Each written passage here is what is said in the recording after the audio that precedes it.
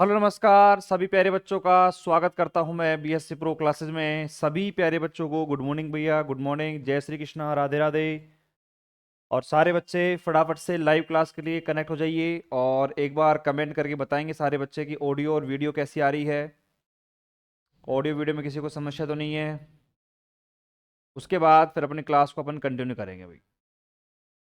फटाफट से कमेंट करके बताओ भैया। चलो भाई। लोकेश मीणा गुड मॉर्निंग भैया, गुड मॉर्निंग। नवीन मीणा गुड मॉर्निंग। चलो, तो यहाँ पर सब कुछ सही है। ऑडियो वीडियो बिल्कुल सही आ रही है, क्लियर एकदम।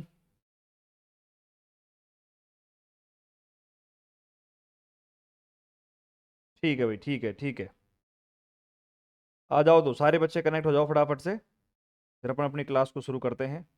हो सके तो अपनी क्लास को जो है एक बार ग्रुप वगैरह में शेयर भी कर दीजिए। जो भी आपके जानकार ग्रुप हैं उनके अंदर शेयर कर दीजिए भैया। रोहित गुड मॉर्निंग भैया, गुड मॉर्निंग। आ जाओ सारे बच्चे, आ जाओ भाई फटाफट से।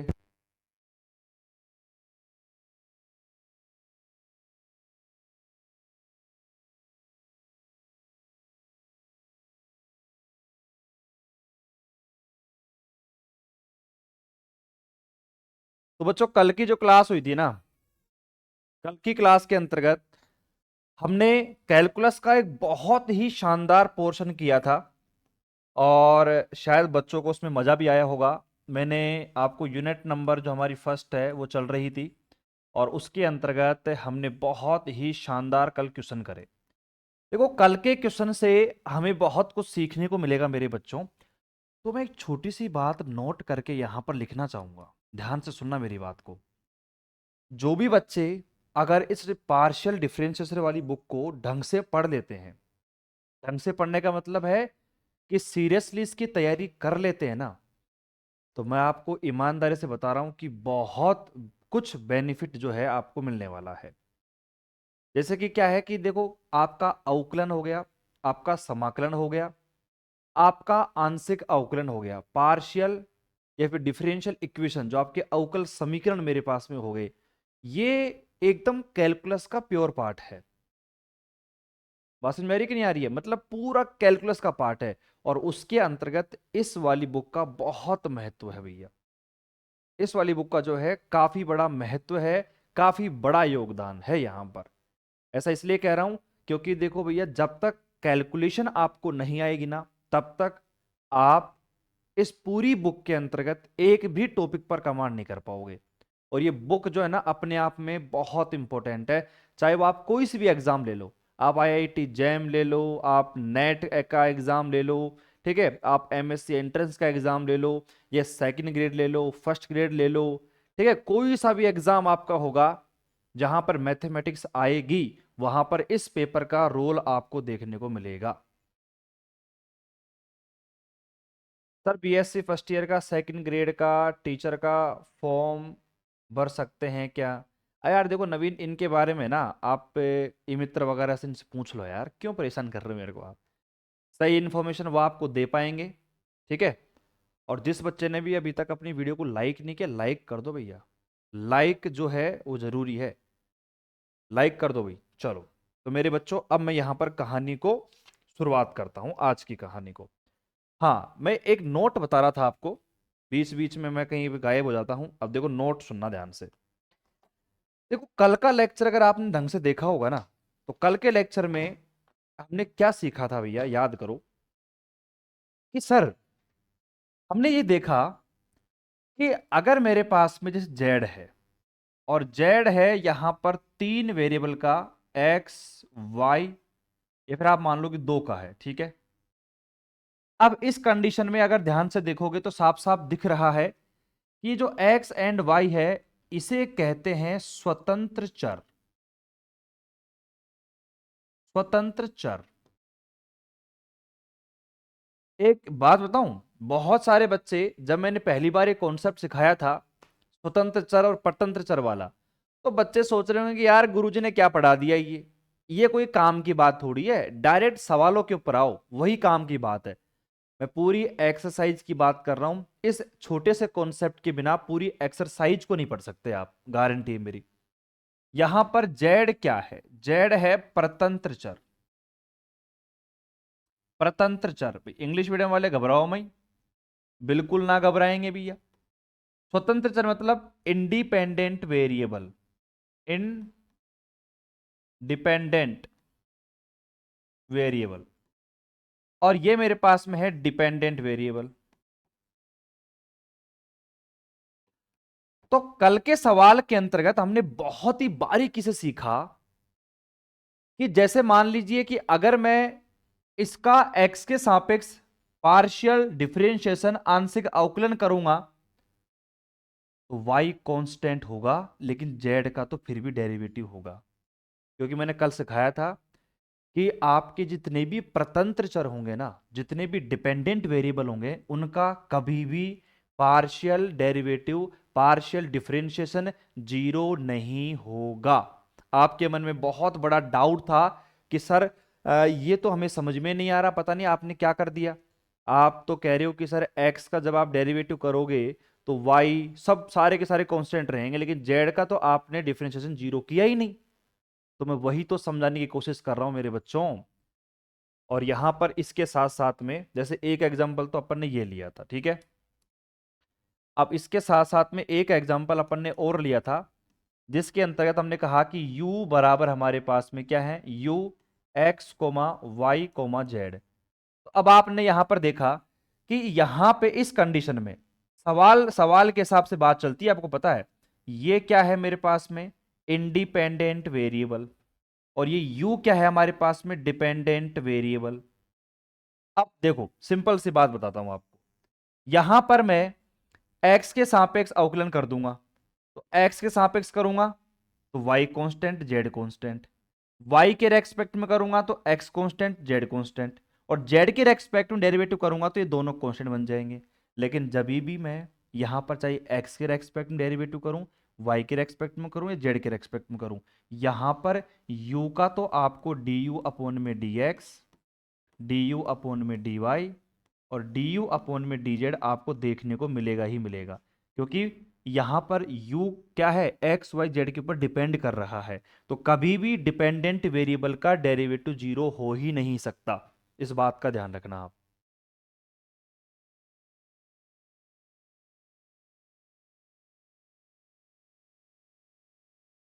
यहां पर हेमंत क्या कमेंट कर रहे हैं, हेमंत कमेंट कर रहे हैं, एक बार मैं मोबाइल फोन निकाल लेता हूं क्योंकि मुझे कमेंट विजिबल नहीं हो रहा यार दूर से। थोड़ा नाराज नाराज चल रहा है हेमंत भैया, क्या दिक्कत हो गई? ऐसे नाराज होने से पार थोड़ी चलेगी यार, ये जिंदगी है। सर मेरी लाइफ स्पॉइल हो चुकी है, मैंने बहुत झूठ बोला है फैमिली से, लेकिन सब पता चल गया है और मैं अब रीस्टार्ट कर रहा हूँ। बीएससी फाइनल में हूँ, लास्ट है मेरा ये, 2 साल से फेल हो रहा हूँ, एडवाइस प्लीज़, मुझे कुछ एडवाइस दो सर। देखिए हेमंत, एक सीधी सी बात बताता हूँ आपको मैं, अब लिटरली बता रहा हूँ आपके लिए तो ये केस स्पेशल है कि यार मैं तो 2 साल से लगातार फेल हो रहा हूँ। लेकिन भैया मेरे पास तो डेली की डेली 10-5 कॉल ऐसे आ ही जाते हैं जो ये कहते हैं कि गुरुजी 2 साल से तो मैं मजे ले रहा था, सीधी सी बात है। लेकिन अब मैं यहाँ पर थोड़ा सीरियस हो चुका हूँ, अब मैं चाहता हूँ कि मैं पढ़ना चाहता हूँ और मैं पास होना चाहता हूँ, आप कैसे भी करके मुझे पास करवा दो। एक सीधी सी बात बताता हूँ आपको भैया, अगर क्रिकेट मैच चल रहा है और महेंद्र सिंह धोनी बैटिंग कर रहे हैं ना, और एक बॉल पे 6 रन चाहिए, तो छक्का उन्हीं को लगाना पड़ेगा, अपने से कुछ नहीं होगा। सीधी सी बात ये है। तो आपकी क्रिकेट मैच के धोनी आप ही हो, अगर आपको पास होना है तो आपको ही छक्का लगाना पड़ेगा, आपको ही मैच खेलना पड़ेगा। बस मैं थोड़ा बहुत एक कोच की भूमिका निभा सकता हूँ। मैं एक सीधी सी बात बोलूँगा, देखो जो गुजर गया सो गुजर गया, ठीक है। सबसे बड़ी बात बताता हूँ आपको, जो गुजर गया सो गुजर गया। अब यहाँ पे आपको ये फोकस करना है कि एक्चुअली में अब आगे क्या करना है। अपने आप से पूछो ये कि भैया अब करना क्या है, अब पढ़ाई करनी है, पढ़ाई करो तो फिर पढ़ाई स्टार्ट करनी है तो कर दो। एक सिंपल सा सेंटेंस है, कर दो पढ़ाई स्टार्ट। और मैं तो यही कहूंगा कि अभी भी आपके एग्जाम में टाइम है, अपने पेशेंस को बनाए रखो और आप एक एक दो दो मिनट ढंग से पढ़ लो। आप इम्पोर्टेंट क्वेश्चंस वगैरह जो हैं वो एग्जाम टाइम पे आपकी हेल्प करेंगे हम, लेकिन उससे पहले आपके पास टाइम है। पर्टिकुलर सब्जेक्ट में आप एक एक दो दो मिनट तो पढ़ सकते हो, क्योंकि एक एक मिनट को पढ़ने में मुश्किल से 1 से 2 दिन का समय लगेगा आप, क्योंकि आप 5 से 6 घंटे 7 घंटे 8 घंटे आप पढ़ सकते हो आराम से। ठीक है, चलो भैया। और इस प्रकार के जो भी केस आते हैं ना, एक बार एक काम कर लेना, मतलब आप मतलब टेक्निकल टीम को कॉल कर लेना। देखो क्या है कि क्लास थोड़ी डिस्टर्ब हो जाती है फिर। समझ गया आप मेरी बात को? ठीक है। तो यहां पर मैंने आपको दोनों कॉन्सेप्ट सिखाए कि भैया किस प्रकार से जेड अगर आपका डिपेंडेंट है एक्स और वाई के ऊपर तो किस प्रकार आपका डेरिवेटिव होगा। यहां पर यू मेरे पास में है, तीनों के तीनों आपके स्वतंत्र चर हैं और यू हमारे पास में डिपेंडेंट वेरिएबल का काम करेगा। चलो भैया, अब ये कॉन्सेप्ट मुझे बताना जरूरी था, क्योंकि इससे क्या है कि बच्चे थोड़ा सा समझ जाएं कि भैया एक्चुअली में काम कैसे करना है अपन को सवाल के अंतर्गत। देखो भैया, एग्जाम्पल नंबर 8 अपन पढ़ते हैं यहाँ पर। ये ऐसे कहता है कि भैया आपका z बराबर क्या दिया गया है। देखो, f मेरे पास में x प्लस ए वाई, एक्स प्लस का ए वाई प्लस मेरे पास में फाइव एक्स माइनस का ए वाई, एक्स माइनस का ए वाई। तो अब यहाँ पर आपको प्रूफ करना है, आपको प्रूव करना है भैया। और वो क्या प्रूफ करना है कि डी टू जेड अपॉन में d y square is equal to a square और डी टू जेड अपॉन में डी एक्स स्क्वायर। ठीक है, ये आपको यहां पर प्रूफ करना है। बहुत ही सिंपल तरीके से हम इस चीज को प्रूफ करते हैं। आइए, ऑडियो वीडियो में कोई दिक्कत आती है तो मुझे कमेंट भी कर देना, ठीक है। सबसे पहले तो यहां पर आप मुझे बताओ कि सवाल में पूछा क्या है। देखो, डी टू जेड अपॉन में d y square, d two z upon में डी एक्स स्क्वायर। तो यहां पर सिंपल सी बात है, मैं यहां पर क्या करता हूं, आपको गिवन है तो मैं सबसे पहले लिख लेता हूं कि भैया मेरे पास में जो गिवन मान है वो मैं लिख देता हूं यहाँ पर। z is equal to f of मेरे पास में x प्लस का ए वाई और प्लस मेरे पास में फाइव एक्स माइनस का ए वाई। अब यहाँ पर मैंने एक बच्चे को खड़ा किया और मैंने उस बच्चे से एक बात पूछी कि बेटा एक बात बताइए कि यहाँ पर कौन सा फंक्शन डिपेंडेंट वेरिएबल है और कौन सा मेरे पास में इंडिपेंडेंट वेरिएबल है। उस बच्चे से मैंने पूछा ये बात, तो वो बच्चा क्या कहता है कि सर एक बात बोलूं, यहाँ पर थोड़ा सा कॉम्प्लिकेटेड कंडीशन है। मैंने कहा बता तो सही क्या कंडीशन है। वो कह रहा है सर देखो यहाँ पर जो जेड है ना, जेड, वो जो जेड है ना, ये आपका जेड जो है आपका, ये एफ और फाई का फंक्शन है। और ट्विस्ट की बात ये है कि यहाँ पर ये जो आपका एफ है ना, एफ, ये आपका एक्स एंड वाई का फंक्शन है। और यह आपका जो फाई है ना, ये आपका यहाँ पर क्या है मेरे पास में, एक्स एंड वाई का फंक्शन है। तो कुल मिला के बात ये हुई कि यहां पर एक्स और वाई जो है ना, ध्यान सुनना मेरी बात को, सवाल इतना इजी नहीं जितना आप सोच रहे हो। यहां पर एक्स एंड वाई जो है, ये आपका इंडिपेंडेंट वेरिएबल जो है, स्वतंत्र चर है, उसका काम करेगा। बाकी आप देख लो, जेड डिपेंड कर रहा है एफ और फाई के ऊपर, और एफ डिपेंड कर रहा है एक्स एंड वाई के ऊपर, और फाई भी डिपेंड कर रहा है। तो कुल मिला के बात यह है कि एक्स एंड वाई के अलावा यहां पर कोई भी वेरिएबल जो है वो स्वतंत्र चर नहीं है, इंडिपेंडेंट वेरिएबल अपन उसको नहीं बोल सकते हैं। इस बात का ध्यान रखना। अब अपन बहुत ही बारीकी से, बहुत ही सावधानी से मैंने क्या किया, ये समीकरण नंबर 1 आपके पास में दिया गया है, ठीक है। तो मैंने क्या किया कि मैंने इक्वेशन फर्स्ट का partial derivative with respect to x किया मैंने। तो भैया यहां पर हमने क्या करा, देखो डी जेड अपॉन में d x is equal to, अब देखो यहां पर हमारे पास में क्या है, देखो एफ और एक्स प्लस में ए वाई। ध्यान सुनना, एफ मेरे पास में क्या है और एक्स प्लस का ए वाई है। अब आपको पता है कि यार यहां पर आपका जो ये एफ है ना, एफ, ये एक्स और वाई के ऊपर डिपेंड कर रहा है, कर रहा है भैया। भाई यहां पर इसमें कोई डाउट है कि आपको, एफ यहां पर एक्स और वाई के ऊपर डिपेंड कर रहा है। तो भैया यहां पर देखिएगा, एफ का डेरिवेटिव हो जाएगा एफ डैश, ठीक है। और यहां पर क्या हुआ मेरे पास में, एक्स प्लस का ए वाई, ठीक है। मतलब यहां पर एक तरीके से मैंने एफ का डेरिवेटिव कर दिया है। उसके बाद आपको पता है कि एफ के अंदर कौन प्रेजेंट है, एफ के अंदर प्रेजेंट है एक्स प्लस में ए वाई। अब एक्स का डेरिवेटिव मुझे करना पड़ेगा, एक्स का डेरिवेटिव कितना हो जाएगा मेरे पास में 1, और यहां पर ए वाई का 0 बन गया, ठीक है। उसके बाद मैंने किया प्लस फाइव एक्स माइनस का ए वाई, फाइव भी आपका डिपेंड कर रहा है एक्स और वाई के ऊपर, कहने का मतलब फाइव का भी मुझे डेरिवेटिव करना पड़ेगा, तो ये बन जाएगा आपके पास में फाइव डैश, और ये हो गया मेरे पास में एक्स माइनस का वाई, एक्स माइनस का ए वाई, सॉरी, कितना बन गया मेरे पास में एक्स माइनस का ए वाई। वही आपके पास में एक्स का डेरिवेटिव तो 1 बन गया, बाकी उसका मान 0 बन गया। तो ये किसका डेरिवेटिव हुआ, dz अपॉन में dx, ये आपका डेरिवेटिव हो चुका है एक्स के रेस्पेक्ट में जेड का। अब लगे हाथ मैंने यहां पर तुरंत d2z अपॉन में dx स्क्वायर का मान निकाल लिया, हैंड टू हैंड। इसका दोबारा से मैंने एक्स के रेस्पेक्ट में डेरिवेटिव कर दिया, ठीक है। अब देखो वही सीधी सी बात है, एफ का हो जाएगा F double dash x plus में ए वाई, वही आपका एक्स का फिर से 1 बन जाएगा, प्लस मेरे पास में फाइव डैश और एक्स माइनस का ए वाई, और फिर एक्स का 1 बन जाएगा। अब यहां पर आपको पता है कि इसने क्या बोला है कि आप यहां पर डी टू जेड अपन में डी एक्स स्क्वायर को मल्टीप्लाई कर दीजिए, किससे, ए स्क्वायर से इसको मल्टीप्लाई कर दो आप, ठीक है। अगर आप इसको ए वाई से मल्टीप्लाई कर दोगे तो मेरा काम यहां पर बन जाएगा।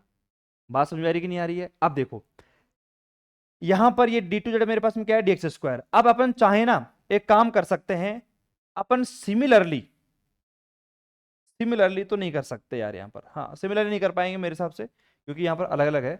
अपन यहाँ पर इसको ए स्क्वायर से मल्टीप्लाई कर देते हैं, तो मैंने देखो इसको ए स्क्वायर से मल्टीप्लाई किया, तो देखो ए स्क्वायर और डी टू जेड अपॉन में d x square is equal to, अब इसको अगर मैं ए स्क्वायर से मल्टीप्लाई कर दूंगा तो ये क्या बन जाएगा मेरे पास में, देखो F double dash x plus का ए वाई, और प्लस मेरे पास यहाँ पर फाइव डैश एक्स माइनस का ए वाई। क्लियर एकदम? इसको मैं समीकरण नंबर 2 नाम दे दूं मेरे बच्चों, अगर आप बुरा ना मानो तो समीकरण नंबर 2 यहां पर ये हो चुका है, समीकरण नंबर 1 आपके पास सामने दिया गया है। अब मैंने क्या करा, चुपचाप बिना किसी से पूछे यहां पर अब इक्वेशन फर्स्ट का मैंने किया partial derivative with respect to y, y के रेस्पेक्ट मैंने पार्शियल डेरिवेटिव करना चालू किया। देखिएगा एक बार, मैंने किया डी जेड अपॉन में डी वाई, ठीक है, इज इक्वल टू, अब आपका फंक्शन क्या दिया गया है, रिमोट का यूज कर लेते हैं भैया, आइए। अब आपका फंक्शन क्या दिया गया है, ध्यान सुनना, फंक्शन आपका दिया गया है z बराबर एफ एक्स प्लस का ए वाई। अब बताओ यहां पर आपका ये जो f है ना, ये x और y के ऊपर डिपेंड कर रहा है, और z तो पहले ही कर रहा है भाई, z डिपेंड कर रहा है f और फाई के ऊपर, और f डिपेंड कर रहा है x और y के ऊपर, और फाई भी डिपेंड कर रहा है। तो मैंने आपको पहले बता दिया कि x और y के अलावा बाकी सब डिपेंडेंट वेरिएबल है यहाँ पर। तो मैंने यहाँ पर आगे का चला मैं, तो देखो डी जेड अपॉन में डी वाई मेरे पास में है, तो यहाँ पर सबसे पहले तो किसका हो जाएगा, एफ डैश मेरे पास में, और ये हो गया आपका एक्स प्लस का ए वाई, शायद एक्स प्लस का ए वाई है मेरे हिसाब से ना, देख लो एक बार आप, एक्स प्लस का ए वाई ही है, एक्स प्लस का ए वाई है, ठीक है। अब यहां पर ये हो गया, उसके बाद में आपको पता है एक्स का तो 0 हो गया, वाई का 1 हो जाएगा, और यहां पर मल्टीप्लाई में ए आ जाएगा, प्लस मेरे पास में यहां पर आ जाएगा मेरे पास में फाई का डैश हो जाएगा, और उसके साथ साथ में क्या था मेरे पास में एक्स, और यहां पर मेरे पास में क्या है, इधर देखिएगा एक बार, पीछे चलते हैं अपन, हाँ यहाँ पर क्या है एक्स माइनस का ए वाई, तो देखो एक्स माइनस का ए वाई ऐसे कैसे, और इधर आ जाएगा मेरे पास में माइनस का ए आ जाएगा, ठीक है भाई, वाई का 1 हो जाएगा। इसी प्रकार मैंने लगे हाथ डी टू जेड अपोन में यहाँ पर डी वाई स्क्वायर को निकाला, तो आपने देखा कि भैया ये मेरे पास में कितना आ जाएगा, देखो ए स्क्वायर और F double dash x plus का ए वाई, और प्लस मेरे पास में फाइव डबल डैश और एक्स माइनस का ए वाई। अब ये माइनस का था, एक और माइनस का जाएगा, प्लस का क्या बन जाएगा मेरे पास में ए स्क्वायर। आप चाहो तो हम इसको बाहर भी निकाल सकते हैं, ए स्क्वायर को मैंने बाहर निकाला, F double dash x plus का ए वाई, और प्लस मेरे पास में five double dash x minus का ए वाई, ये आपका ब्रैकेट बंद कर दीजिए बड़ा सा, ठीक है। तब आप यहाँ पर समीकरण नंबर 2 को देख लीजिए, समीकरण नंबर 3 को देख लीजिए, इक्वेशन सेकंड एंड थर्ड से वी कैन से दैट, हम ये कह सकते हैं कि भैया डी टू जेड अपॉन में d y square is equal to a square, और डी टू जेड अपॉन में डी एक्स स्क्वायर। बताओ भैया एकदम ये क्लियर हुआ कि नहीं हुआ, फटाफट से यहां पर आप कमेंट करके बता सकते हो। तो मेरे बच्चों यहां पर मैं देखो आराम से आपको पीछे दोबारा दोहरा सकता हूं, एक एक चीज देख लो आप। जेड का मान आपको दे रखा था, क्या आपको यहां पर निकालना था। ये सवाल very very very very most क्यों बनता है, देखो वैसे बहुत सिंपल सवाल है, लेकिन ये इंपॉर्टेंट क्यों बनता है, क्योंकि आप यहां पर ये कंफ्यूज हो जाओगे कि यार एक्चुअली में कौन सा किसके ऊपर डिपेंड कर रहा है, कैसे मतलब समझ में नहीं आ रहा मेरे को, तो क्या चक्कर चल रहा है यहां पर। तो यहां पर देखो साफ साफ दिख रहा है, देखो भाई जेड जो है ना ये एफ और फाई के ऊपर डिपेंड कर रहा है, साफ साफ दिख रहा है। तो जेड भैया एफ और फाई के ऊपर डिपेंड कर रहा है। उसके बाद यहां पर ये भी दिख रहा है कि जो एफ है ना ये एक्स और वाई के ऊपर डिपेंड कर रहा है, और जो फाई है वो भी एक्स और वाई के ऊपर डिपेंड कर रहा है, मैंने लिख दिया। तो आप यहां पर देख सकते हो मेरे बच्चों कि यहां पर एक्स और वाई है ना, यही आपके पास में क्या है, इंडिपेंडेंट वेरिएबल हैं। बाकी के सारे क्या हैं, फाई, ये मेरे पास में एफ जेड, ये सारे के सारे मेरे पास में डिपेंडेंट वेरिएबल का काम करेंगे। इस सवाल में यही बात सीखने की थी, बाकी तो मेरे हिसाब से यहां पर कुछ भी बात सीखने की नहीं है, ये ध्यान रखना। ठीक है, चलो।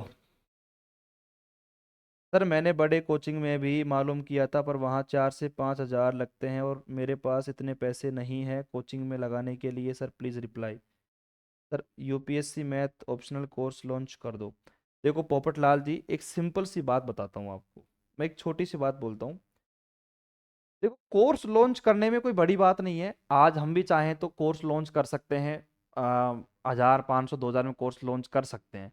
बट यार मैं ये चीज एक बात मानता हूं कि अगर आप किसी पोस्ट के लिए काम कर रहे हो ना, जैसे अभी आपने नाम लिया यूपीएससी का नाम लिया, भैया पोस्ट की भी हमें रेस्पेक्ट करनी चाहिए, ये मैं सीधी सी बात बोलता हूँ। क्योंकि एक छोटी सी बात ये भी है कि जब आप यूपीएससी लेवल की आप मैथमेटिक्स की तैयारी करना चाहते हो, तो फिर वहां पर आपको एक लेवल से काम करना पड़ेगा। क्या करना पड़ेगा, लेवल से। मैं मानता हूं कि अपन ग्रेजुएशन का पढ़ाते हैं, बहुत बढ़िया लेवल तो है अपना भी, लेकिन मैं ये मानता हूं कि जब आप पर्टिकुलर किसी पोस्ट की तैयारी करते हो तो वहां पर आपको और भी अच्छे टीचर्स से तैयारी करनी चाहिए। ये मैं एक बात बताता हूँ आपको। और भविष्य में कभी भी भविष्य में जब भी आप कुछ तैयारी करते हो ना, तो भैया आप सही जगह पर पढ़िएगा जहां पर आपको टीचर्स से सुटेबिलिटी लगती है। पैसे एक बार लगेंगे भैया, पैसे बार बार नहीं लगते हैं, क्योंकि नॉलेज के लिए आपको पैसा खर्च करना पड़ेगा। आज के टाइम पे आप चाहो कि यार फ्री ही मिल जाए सब कुछ मेरा, तो ये हो नहीं सकता भैया, सीधी सी बात बताता हूँ आपको। बाकी अपनी बात करते हैं यूपीएससी के लॉन्च करने की, तो भैया यूपीएससी लॉन्च करने में भी टाइम है। मैं प्रॉपर सीधी सी बात बोलता हूँ, जब तक मैं खुद एक पीएचडी लेवल तक नहीं पहुंचूंगा, पीएचडी में नहीं कर लूंगा, और पीएचडी में करके मानूंगा, सीधी सी बात ये है। ठीक है, चाहे मुझे फॉरेन से करनी पड़े, मैं बाहर भी जा सकता हूँ पीएचडी करने के लिए, मेरे को पीएचडी करनी पड़ेगी ना, तो मैं पीएचडी करूंगा प्रॉपर। और लग जाएगा जब डॉक्टर अजय कुमार मीणा, जब वो लगेगा, वो टैग लगेगा, नॉलेज भी बहुत बढ़ जाएगी अपनी, तब जाके मैं चाहता हूं कि मैं उस पोस्ट का रेस्पेक्ट करूं, उस पोस्ट के लेवल की एक रेस्पेक्ट भी होती है हर, कि आप यूपीएससी लेवल का पढ़ा रहे हैं, ठीक है, तो अपन भी उस लेवल के होने चाहिए आदमी।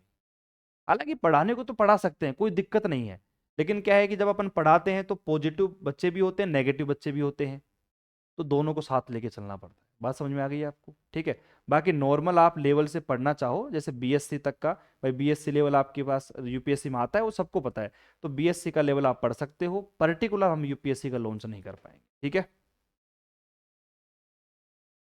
बात समझ में आ गई है आपको। चलो अब आगे बढ़ते हैं, मुझे लगता है कि मैं बीच बीच में जो है थोड़ी बहुत आपको ज्ञान की बातें भी बताता रहता हूँ। चलो भैया ठीक है। अनुज मीणा कह रहे हैं भरतपुर धाम की धरती से आपको प्रणाम। प्रणाम भाई साहब, अनुज भाई साहब, अनुज, अनुज प्रणाम। चलो अब ऐसा लगता है कि अपन को यहाँ पर आगे बढ़ना चाहिए। ठीक है, अब एक बहुत ही शानदार सा सवाल आपके सामने पेश करता हूं, गर्मा गर्म सवाल है, एग्जाम में बहुत बार आ चुका है, माइंड अपना लगाएंगे और यहां पर लुत्फ उठाएंगे मेरे बच्चों। देखिएगा भैया, प्रसादी आ चुकी, प्रसादी आ चुकी है, ग्रहण कीजिएगा भैया। यू इज इक्वल टू है हमारे पास में एफ ऑफ आर। ओके भैया जी ठीक है, और यहां पर हमें दे रखा है r square is equal to x square plus में वाई स्क्वायर।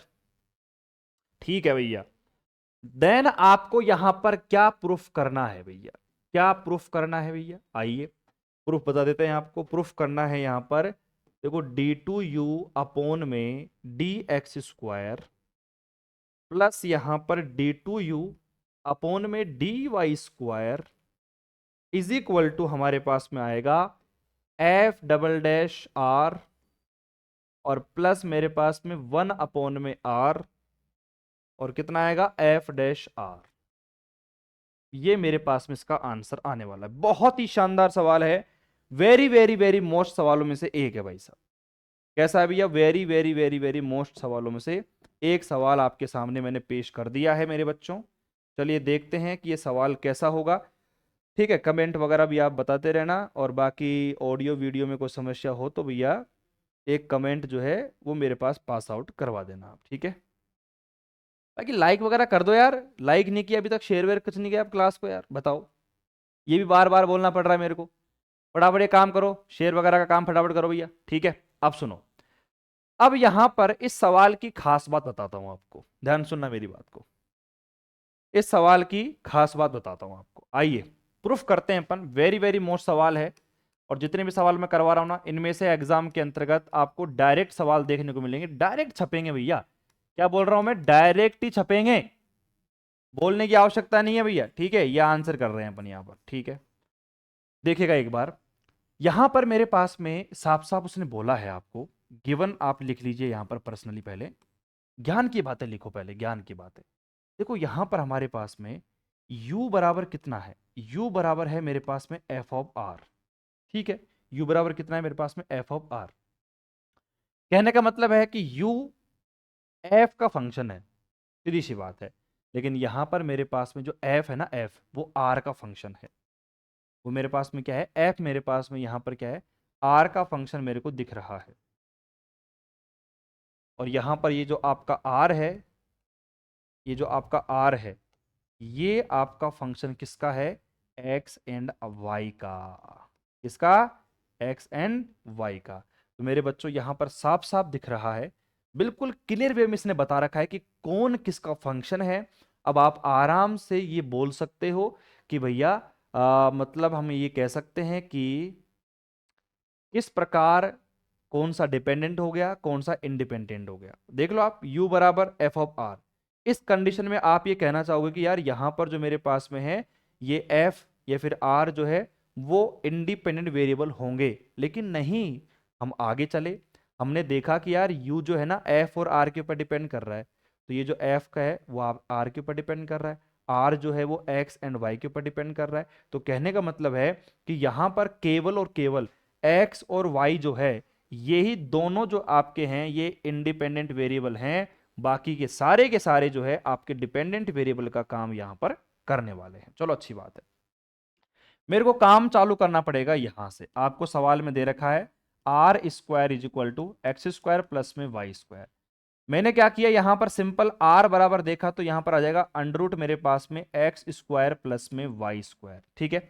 समीकरण नंबर 1 मैंने किया।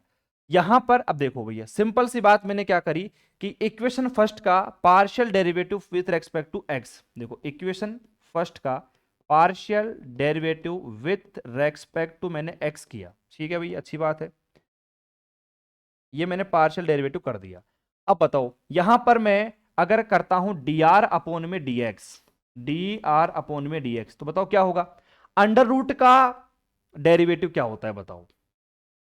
आपने 12th क्लास में या फिर 11th क्लास में आपने अवकलन के बारे में सीखा होगा, तो वहां पर फर्स्ट एंड सेकंड फॉर्मूला मेरे पास निकल के आता है कि जब भी अंडर रूट हमारे पास में होता है तो उसका डेरिवेटिव होता है 1 अपोन में 2 अंडर रूट एक्स। जो भी मेरे पास में वैल्यू आएगी ना आपकी, वो उसके अंदर आ जाएगी,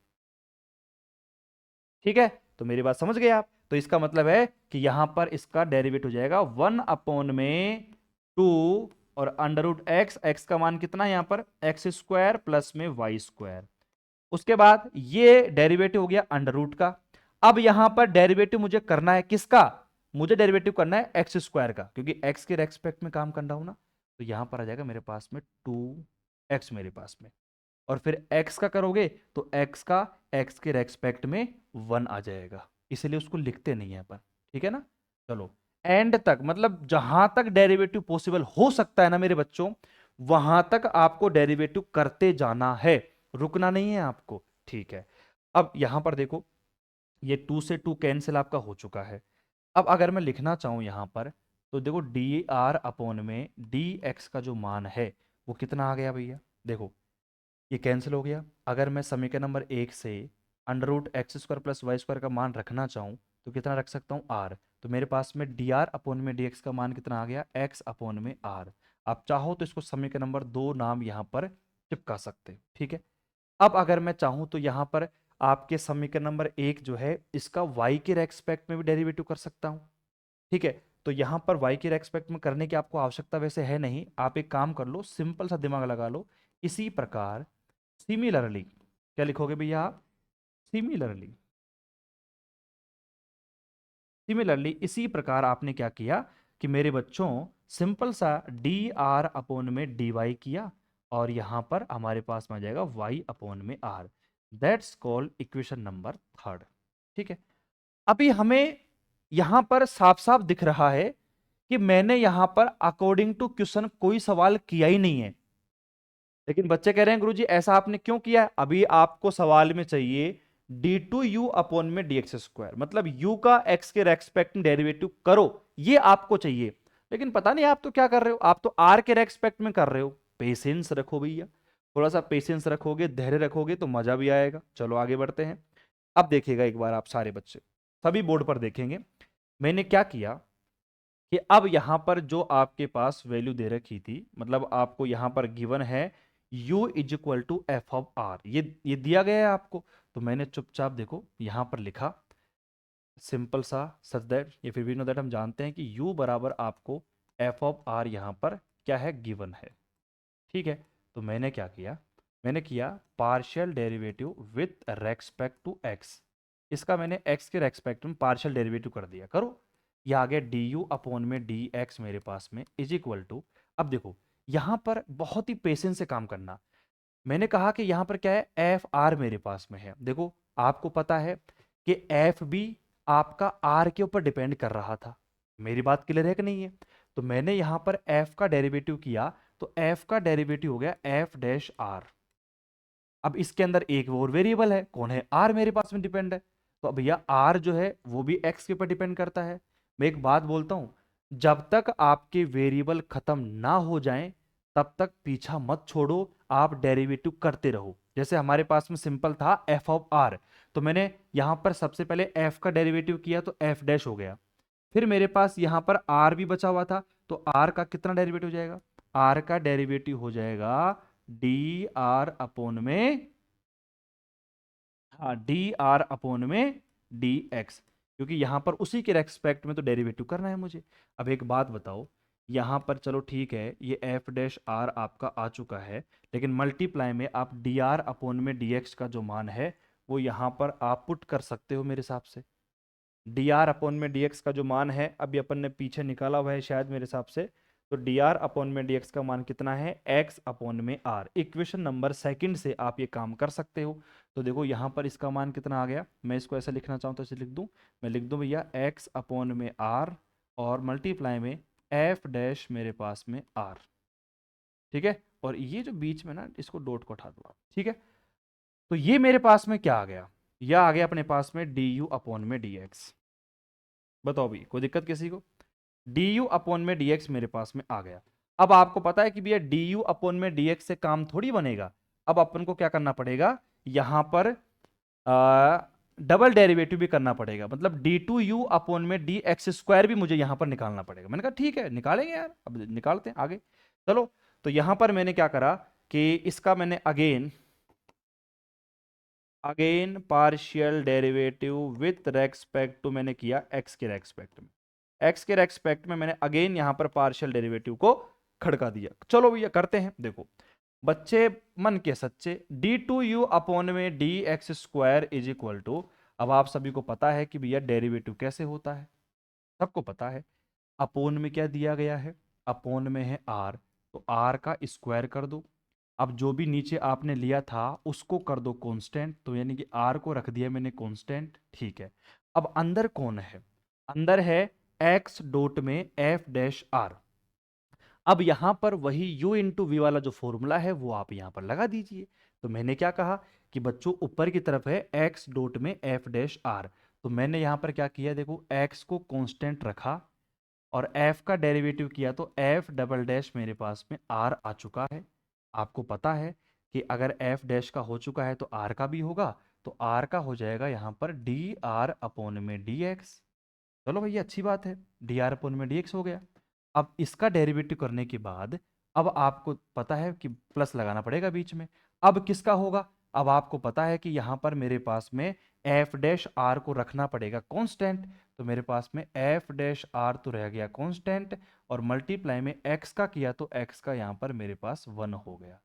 तो ये आपने अभी तक केवल डेरिवेटिव किया किसका, अभी तक किया आपने इस वाले का डेरिवेटिव। ठीक है, इसको थोड़ा छोटा कर देंगे अपन यहां पर, देखो अपन चाहें तो इसको बहुत ही छोटा करके इसको कोने में ला सकते हैं, ताकि यहां पर हमारा ये पूरा का पूरा डेरिवेटिव यहीं पर समाप्त हो जाए।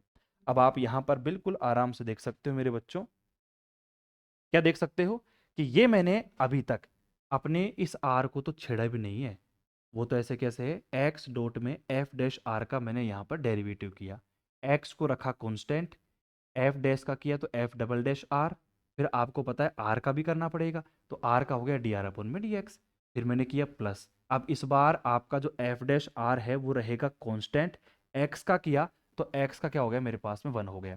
अब आपको पता है कि इस लाइन को अपन आगे बढ़ाते हैं और बीच में लगाएंगे माइनस का चिन्ह। अब इस बार आपको पता है कि भैया मेरा एक्स डॉट में एफ डैश आर तो रहेगा कांस्टेंट, और जो आपका आर जो नीचे वाला आर था ये आर बचा हुआ है, तो इस आर का करना पड़ेगा, तो ये आ जाएगा मेरे पास में डी आर अपॉन में डी एक्स। बताओ भाई, मेरे हिसाब से तो एक भी बच्चे को यहां पे दिक्कत नहीं आनी चाहिए। बहुत ही शानदार और तगड़े लेवल का सवाल है, एग्जाम में आता है आता है आता है। ठीक है, हाँ भैया एग्जाम में बहुत बार आता है, इसलिए मैं बोल रहा हूं, तो आपको यहां पर बिल्कुल भी मजाक में नहीं लेना है। सर 1 अपॉन में 2 अंडर, ठीक है, हाँ भैया बिल्कुल सही बात है, रोहित ने आंसर दे दिया है। हाँ भाई, अभी यादव कह रहे हैं सर मैसेज का रिप्लाई तो कर दो, क्या मैसेज कर दिया यार। सर मुझे बीपी प्रो क्लासेस में सेमेस्टर सेकंड के लिए पेड कोर्स लेना है, कितने में मिलेगा। माफ़ी चाहूँगा अभी जी, मैं रिप्लाई नहीं कर पाया। अभी आप एक काम करना, अभी आप टेक्निकल टीम को कॉल कर लेना, ठीक है। 8306 5351 वाला नंबर जो है ना नीचे तरफ पट्टी में चल रहा है, इस नंबर पे कॉल कर दो या मैसेज कर दो, वो आपको कॉल बैक भी कर देंगे, ये फिर आपको रिप्लाई भी कर देंगे ना, एक सेटिस्फाइड आंसर आपको मिल जाएगा। ठीक है, चलो उसके बाद में किसी का कमेंट है, सर टाइम यही रहेगा क्या, मेरी कॉलेज है इस टाइम पे। देखो टाइम तो ये रहेगा कॉमेडी नाइट। सर लास्ट में तो बुक नहीं मिल रही है, सर अच्छा लास्ट में नहीं, लाल शॉट में लाल शॉट में तो बुक नहीं मिल रही है। कोई बात नहीं रोहित, बुक नहीं मिल रही है, जिस बच्चे के पास बुक नहीं है वो अपने को पैसे डाल देना, मैं आपको कोरियर करवा दूंगा, ठीक है, जयपुर से कोरियर करवा दूंगा, पैसे लगेंगे डबल, ये सीन है। ठीक है ले लेना, मिल जाएगी यार, लाल सोट है तो 200 चल जाना, 200 में तो मिल जाएगी, या फिर 200 से बढ़िया तो फिर एक दिन लाल सोट से बस में बैठ कर जयपुर आ जाना, टोंक फाटक से जो भी बुक आपको लेनी है वो सारी लेके चल जाना, घूम भी जाना जयपुर में, है कि नहीं है। चलो अब यहां तक मैं पहुंच गया मेरे बच्चों। अब यहां पर बहुत ही सिंपल सा काम करा मैंने, डी टू यू अपॉन में d x square is equal to, देखो आर आपका ऐसे कैसे है बाहर की तरफ, मैंने इसको छेड़ा भी नहीं है, ठीक है। अब देखो अंदर देखो मैंने क्या किया, एक्स मल्टीप्लाई में एफ डबल डैश आर आपका ऐसे कैसे है। अब यहां पर आपको डी आर अपॉन में डीएक्स का मान तो पता है भैया, डी आर अपॉन में डीएक्स का जो मान है मैं निकाल चुका हूं, कितना है, एक्स अपॉन में आर है, तो यहां पर कितना आ जाएगा मेरे पास में, एक्स अपॉन में आर। ठीक है भैया, एक्स अपॉन में आर कर दीजिए, उसके बाद में प्लस मेरे पास यहां पर कितना है, एफ डैश आर जो है ये आपका ऐसे कैसे, ठीक है। यहां पर भी आप देख लो भैया, माइनस मेरे पास में एक्स डॉट और एफ डैश आर और मल्टीप्लाई में वही डी आर अपॉन में डी एक्स, यानी कि वही अपना एक्स अपॉन में आर आपका बन जाएगा। ठीक है, बात समझ आ रही कि नहीं आ रही है। अब उसके बाद में इसको थोड़ा सा और सोल्व करते हैं, ये अपने नीचे क्या है मेरे पास में, आर स्क्वायर है, ठीक है। ये ब्रैकेट वगैरह का थोड़ा सा ध्यान रखना, क्योंकि ब्रैकेट वगैरह अलग अलग है। उसके बाद हमने देखा कि यहाँ पर अपन इसको और सोल्व कर देते हैं। देखो d2u अपॉन में dx² इज इक्वल टू, देखा एक बार ध्यान से। अब यहाँ पर अपन चाहें तो इनको आपस में मल्टीप्लाई कर सकते हैं, मल्टीप्लाई कर दो, तो मैंने मल्टीप्लाई कर दिया यहाँ पर। देखो यहाँ पर क्या बन जाएगा, देखो ये बन जाएगा आपका x², देखो x और यहाँ पर आपका ये जो आपका r आप मल्टीप्लाई आपस में करने वाले हो, तो ये कितना बन जाएगा मेरे पास में, यहाँ पर सिंपल r बन जाएगा, f डबल डैश r बन जाएगा। ठीक है भाई, ये तो कैंसिल हो गया आपका r। उसके बाद में प्लस, जब आप यहाँ पे r से इसको मल्टीप्लाई करोगे तो ये आ जाएगा मेरे पास में r dot f dash r आपके पास आ जाएगा। और आपको पता है कि इस r का जो मल्टीप्लिकेशन है वो यहीं पर था, आगे नहीं है ना, आगे नहीं है, तो माइनस मेरे पास में आगे कितना आ जाएगा, x² अपॉन में r, और मल्टीप्लाई में यहाँ पर कितना है, f डैश r आपका यहाँ पर है, और अपोन में कितना है, यहाँ पर मेरे पास में r² आपको दिया गया है। फटाफट यहाँ तक उतार लो। अब आगे का तो ये सीन है कि आप थोड़ा बहुत सिंप्लीफाई करना चाहो तो कैसे कर सकते हो, जैसे कि भैया मेरे पास यहाँ पर ये आपका r डॉट में f डैश r है, तो जो कुछ थोड़ा बहुत कॉमन वगैरह लेके आप कुछ करना चाहो तो कर सकते हो। ठीक है, इतना ही करना पड़ेगा, ज़्यादा नहीं है, बस फटाफट उतार लो यहाँ तक। अगर किसी को डाउट है तो मुझसे पूछ लो। सर आपने बीएससी बीएड की क्लास एप्लीकेशन पर नहीं डाली है नीतीश। डाल रखी है नीतीश, आप कॉल कर लेना टेक्निकल टीम को, परेशान मत करो बस मेरे को, आप कॉल कर लो आप, ठीक है, आपको रिप्लाई मिल जाएगा भैया।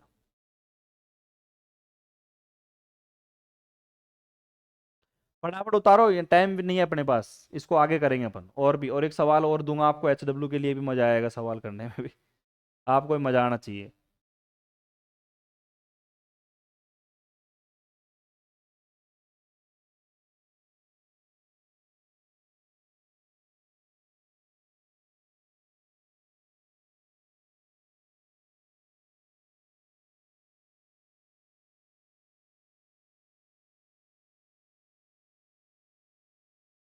उतार लिया आपने, चलो अब एक काम करो, ये आपने पूरा कर लिया ना यहाँ तक, ठीक है, तो एक काम कर लेते हैं, सुनो ध्यान से, इसको थोड़ा सा छोटा कर लेता हूँ मैं, और थोड़ा सा,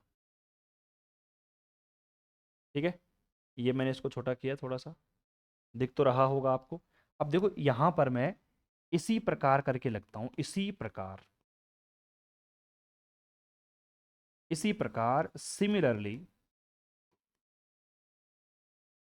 आपने यहां पर क्या किया, d2u अपॉन में dy² का जो मान है वो एज इट इज लिख दिया, जहां पर x है वहां पर y को चिपका दो, तो मैंने यहां पर y को चिपका दिया, देखो एक बार, y² मल्टीप्लाई में f double dash r plus मेरे पास में r multiply f dash r, ठीक है, और माइनस मेरे पास में कितना आ जाएगा यहाँ पर, y² अपॉन में r, और मल्टीप्लाई में f डैश r मेरे पास में, ठीक है, और अपॉन में नीचे क्या है मेरे पास में, अपॉन में ले लो, या फिर आप ऐसे बोल दीजिए कि 1 अपॉन में r² यहाँ पर बाहर की तरफ है, कुछ भी बोल दीजिए जैसे आपकी इच्छा हो।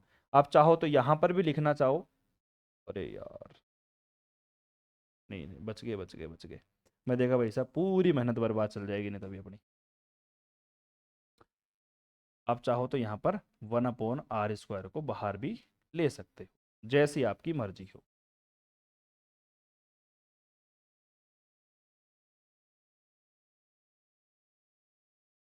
ठीक है, तो ये मेरे पास में क्या हो गया, d2u अपन में dx² का मान मैंने निकाल दिया, d2u अपन में dy² का मैंने मान निकाल दिया, ठीक है, दोनों मान आपके पास में आ चुके हैं बिल्कुल प्रॉपर तरीके से। अब बताओ आपका सवाल क्या बोलना चाह रहा था आपसे, कि आप d2u अपन में dx² को इनको आपस में जोड़ दो, आपस में जोड़ोगे तो क्या आंसर मिलेगा, आइए भैया देखते हैं। आपस में जब आप इनको जोड़ोगे ना तो बहुत ही सिंपल सा एक आंसर बनने वाला है, देखो एक बार, जब मैंने यहां पर दोनों को जोड़ा तो देखो d2u अपॉन में dx² इज इक्वल टू, और यहाँ पर y² दोनों को जोड़ दिया आपस में, देखो अब सभी की नज़रें सामने रहेंगी, आपको पता है कि 1 अपॉन में r² तो दोनों में कॉमन आएगा, तो मैंने 1 अपॉन r² को दोनों में बाहर कॉमन निकाल दिया, 1 अपॉन में r² देखो बाहर कॉमन आ चुका है। जब अपन जोड़ेंगे तो देखो साफ साफ पता लग रहा है कि यहाँ पर कितना है, एक्स स्क्वायर है, यहाँ पर वाई स्क्वायर है। एफ डबल डैश आर दोनों में कॉमन आ सकता है, तो मैंने यहाँ पर क्या करा, एक्स स्क्वायर और प्लस में वाई स्क्वायर, और यहाँ पर एफ डबल डैश जो आर आपका है ये मैंने कॉमन निकाल दिया। वहीं पर फिर आप देख सकते हो कि यहाँ पर आर डॉट में F dash r, r dot में एफ डैश आर, ये कितना बन जाएगा मेरे पास में, 2r f डैश आर मेरे पास बन जाएगा। कितना बन जाएगा यहाँ पर, प्लस में 2r f डैश आर मेरे पास बन जाएगा। ठीक है, बहुत अच्छी बात है। चलो आगे बढ़ते हैं अपन थोड़ा सा अपन आगे बढ़ते हैं, और यहाँ पे हमारे पास में ये इतना हो गया। ठीक है, उसके बाद अब ये काम हो गया है अपना। अब आगे जोड़ देते हैं अपन, देखो माइनस का कितना है मेरे पास में, एक्स स्क्वायर अपॉन में आर, और इधर मेरे पास में कितना है, वाई स्क्वायर अपॉन में आर। तो यहां पर एक काम कर सकते हो आप, इनको आपस में जोड़ दो। तो जोड़ोगे कैसे भैया, यहां पर देखो माइनस लगाओ बाहर की तरफ, यह आ जाएगा आपके पास में एक्स स्क्वायर प्लस में वाई स्क्वायर, और मल्टीप्लाई में आ जाएगा एफ डैश आर अपॉन में आर। बताओ सही किया है कि नहीं किया, मैंने चेक कर लो। एक्स स्क्वायर है, वाई स्क्वायर है, माइनस को बाहर ले लिया, और अपॉन में आर दोनों में आ रहा है, तो भैया कोई दिक्कत मेरे हिसाब से नहीं होनी चाहिए।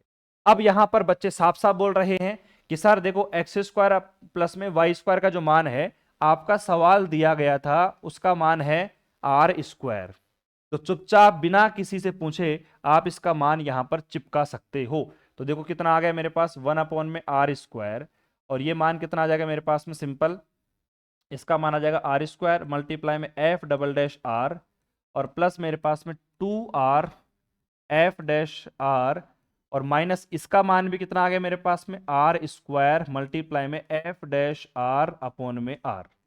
देखो एक आर तो ये पहले ही कैंसिल हो गया, ठीक है। उसके बाद आप इसमें भाग लगा दो, किसका, आर स्क्वायर का भाग लगाओगे भैया, भाग तो लगेगा ही लगेगा। तो यहाँ पर देखो ये तो कैंसिल हो गया, तो कितना बच गया मेरे पास में, एफ डबल डैश आर बच गया।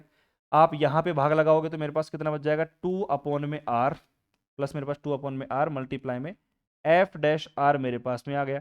उसके बाद में माइनस यहाँ पर है, एक आर यहाँ पर बचा हुआ था, आर स्क्वायर से आप भाग लगाओगे तो यहाँ पर कितना बच जाएगा मेरे पास में, एफ डैश आर अपॉन में आर। अब आप यहाँ पर चेक कर सकते हो कि ये दोनों, एक तो मेरे पास में प्लस का 2 में आर है, एक माइनस का एफ डैश अपॉन में आर है, आपस में इसको घटाओगे तो एफ डैश मेरे पास में आर, और प्लस में एफ डैश आर अपॉन में आर, मेरे पास ये आपका आंसर बच जाएगा। शायद यही आपका आंसर बन रहा है मेरे हिसाब से, तो देख लो F double dash R plus में 1/आर मल्टीप्लाई में एफ डैश आर, यही आपका आंसर है। तो मेरे बच्चों आराम से चेक करो, मेरे हिसाब से कोई प्रॉब्लम यहां पर नहीं है।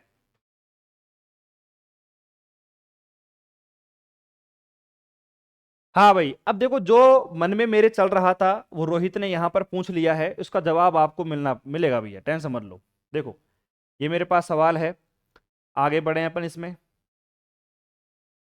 आगे बढ़ते हैं।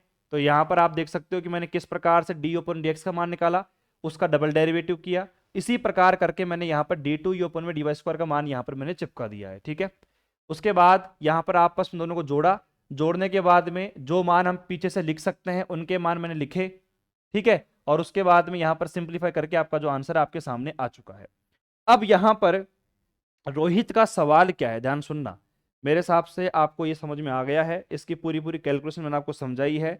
और देखो इतना मैं स्पीड से भी नहीं पढ़ाता हूं, आप चाहो तो बिल्कुल आराम आराम से मेरे साथ साथ भी उतार सकते हो, मेरे साथ साथ भी आप यहाँ पर नोट कर सकते हो। ठीक है, अब सुनो मेरी बात ध्यान से। यहाँ पे अब रोहित ने सवाल पूछा है कि सर आप कभी कभार तो सिमेट्रिसिटी के रूल का यूज कर लेते हो और कभी कभार नहीं करते हो, आप एक काम करो, ऐसी कोई ट्रिक बता दो जिससे कि हमें पता लग जाएगी सिमेट्रिसिटी का रूल कब लगाना है और कब नहीं लगाना है। तो मेरा बहुत ही सीधा सा सवाल यहाँ पर इसका जवाब रहेगा। पहली बात तो सिमेट्रिसिटी का रूल वहीं पर लगेगा जहां पर एक्चुअली के अंतर्गत, जैसे मैंने कहा कि जैसे अभी अपन ने देखा कि यहां पर मेरे पास देखो, चीजों को नोट करोगे ना आप, तब आपको यहां पर थोड़ा एनालिसिस होगा। एक बात बताओ, यहां पर है डी टू यू अपॉन में डी एक्स स्क्वायर, अगर मैंने ये काम एक्स के लिए किया तो आप देख सकते हो कि यहां पर एक्स के अलावा कोई फंक्शन नहीं है। बाकी देखो यहाँ पर आर है, एफ डैश है, सारे के सारे सेम टू सेम वैल्यू है, केवल एक्स के अलावा यहाँ पर जेड का मान या किसी का मान नहीं आ रहा है। तो मैंने चुपचाप अगर कॉपी पेस्ट करूंगा ना मैं, तो यहाँ पर एक्स की जगह मैं वाई कर दूंगा, बिल्कुल सिंपल तरीके से। तो जब आपको लगे, मेरे को लगा कि यार मैं यहाँ पर इसमें सिमिलरली लिख सकता हूँ, तो मैंने उसको कर दिया। बाकी कोई जरूरी नहीं है कि आप यहां पर सिमिलरली ही करो, क्योंकि अगर आप ये लगता है कि आपको लगता है कि यार मैं सिमिलरली से नहीं कर पाऊंगा, मेरे को डर है थोड़ा सा कुछ गलत हो जाए क्या पता, तो आप क्या करो, आपके पास देखो 3 लाइन और बन जाएंगी आपकी, सेम टू सेम आप यहां पर d2u अपन में dy² निकाल लीजिएगा, सेम टू सेम मान आपका निकल के आ जाएगा। तो ये जो है ना, ये सिमिलरली वाला कॉन्सेप्ट है, ये बच्चों को थोड़ा सा एक्सपीरियंस होगा, या फिर जब आप सवाल बार बार करोगे, बहुत सारे सवाल आप कर लोगे, तब आपको ऑटोमेटिक पता लग जाएगा कि भैया कहां पर सिमेट्रिसिटी लगानी है कहां पर नहीं लगानी है। कोई इसकी ट्रिक नहीं है कि आप यहां पर सिमेट्रिसिटी लगा दोगे, सममितता का रूल लगा दोगे। लेकिन एक ही बात बोलना चाहूंगा कि जब आप यहां पर सवाल करोगे तो आपको खुद को एक एनालिसिस होगा कि भैया यहां पर मेरे पास में किस तरीके से मान अगर सेम है तो सेम हो जाएगा, नहीं है तो फिर वहां पर नहीं लग पाएगा। और लगभग आप 10 से 15 सवाल कर लोगे सिमेट्रिसिटी के, उसके बाद में ये सवाल आप पूछोगे नहीं मेरे से। ठीक है। अनुज बीणा भाई साहब मूड में है, ऐसे कह रहा है कि भरतपुर की धरती से आपको प्रणाम भाई साहब, प्रणाम ही प्रणाम कर रहे हैं ये तो लगातार।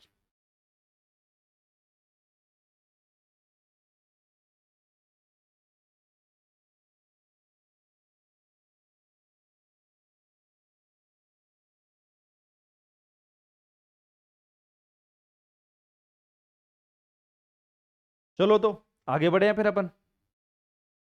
अब अपन आगे बढ़ते हैं, देखिएगा एक बार। अब यहां पर आगे बढ़ते हैं, सुनो। अब एक मैं दे रहा हूं आपको HW करने के लिए, अब देखते हैं कि आप उस सवाल को करते हो या नहीं करते हो। भाई मुझे लगता है जितने भी सवाल आपके एग्जाम में आ सकते हैं ना, वो सारे सवाल मैं करवाऊंगा। ऐसे तो मैं एक बात बताऊं आपको, कैलकुलस के अंतर्गत कोई मतलब वही नहीं है, सीमा नहीं है, जितने सवाल आप करवा सकते हो ना उतने करवा दो आप, जितने करवा सकते हो उतने करवा दो, सवाल ही सवाल भरे पड़े हैं इसके अंदर। अभी भी अगर मैं इस एक्सरसाइज की बात करूं तो मैंने आपको एग्जाम्पल्स करवा दिए हैं, और मोस्टली एग्जाम में जो आते हैं वो एग्जाम्पल्स ही आपको देखने को मिलेंगे। बट अभी भी ये मान के चलो कि आपके कम से भी कम 20 से 25 सवाल ऐसे हैं जो कि एक्सरसाइज के बचे हुए हैं। तो मैं क्या करने वाला हूं, 10 एग्जाम्पल मैंने आपको करवा दिए हैं, ये एग्जाम्पल मैं आपको लिखवा देता हूं, आप इसको कर लेना बैठ के आराम से, बिल्कुल सिंपल सा एग्जाम्पल है। और नहीं होता है तो कोई बात नहीं भैया, मैं बैठा हूं ना, आप आराम से निश्चिंत रहो, कल की क्लास में करवाएंगे इसको अपन, अगर नहीं होता है तो। x² अपॉन में है मेरे पास में a² प्लस का u, और प्लस मेरे पास यहां पर है y² अपॉन में b² प्लस में u, और प्लस मेरे पास यहां पर कितना है z² अपॉन में कितना है हमारे पास c² प्लस में u is equal to c। C नहीं है, 1 है मेरे पास में। ठीक है। अब देखते हैं कि सवाल को कौन कौन कर पाता है और कौन कौन नहीं कर पाता है। ठीक है, ये आपको सवाल दिया गया है और आपको यहां पर प्रूफ क्या करना है, आपको यहां पर सिद्ध करना है मेरे बच्चों कि du अपॉन में dx का होल स्क्वायर प्लस हमारे पास में du अपॉन में dy का होल स्क्वायर,